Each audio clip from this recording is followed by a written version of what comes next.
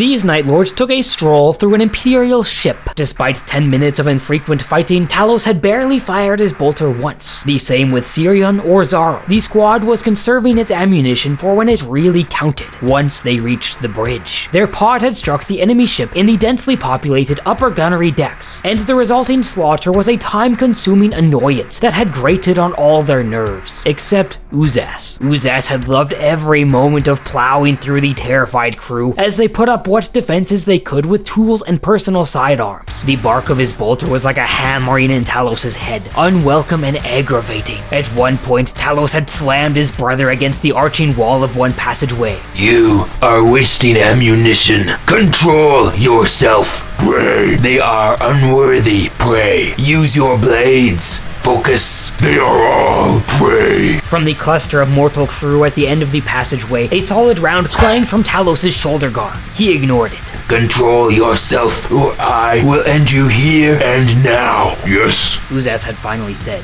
Yes, control. He reached for his fallen bolter. Talos could see the reluctance in his brother's movements as Uzas clamped the weapon to his thigh and drew a chainsword. They moved with speed, slaughtering the ill-equipped crew that were foolish enough to stand before them. Most lacked the courage to remain, or had the good sense to flee, but not all mortals ran. Sergeant Undyne of the Armsman Squad, final warning, stood his ground, as did a total of 7 of his men, their shot cannons firing a barrage down a narrow corridor at the advancing Astartes. Talos' slanted eye lenses flickered with dull threat warnings. Undyne's courageous last stand, and that of the valiant members of Final Warning, ended several seconds later when Talos waded through them, swinging Orm with several annoyed curses. These delays were getting on his nerves, and while shot cannons offered little threat to his armor's integrity, this kind of massed fire might strike a vulnerable joint or socket and slow him further, and not all those who failed to flee offered any real resistance. Dozens of mortals stood in paralyzed awe, locked in terror, as giants from mankind's nightmares strode past them. Talos, Sirion, and Zaro ignored these. As they moved on, the sound of a chainblade told them that Uzas was apparently not content to let the fear-struck wretches live. Finally, Talos thought as he rounded yet another corner.